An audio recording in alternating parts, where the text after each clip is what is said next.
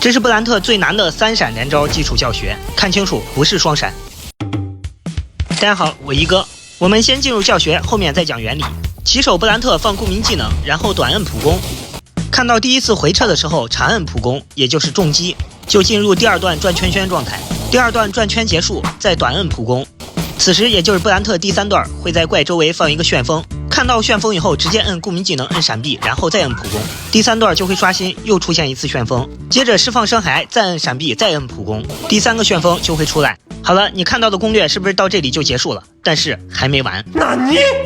接下来我们摁绳索键，摁闪避，再摁普攻，你会发现第4个旋风也出来了。4个旋风全打出来以后，按普攻收尾就可以了。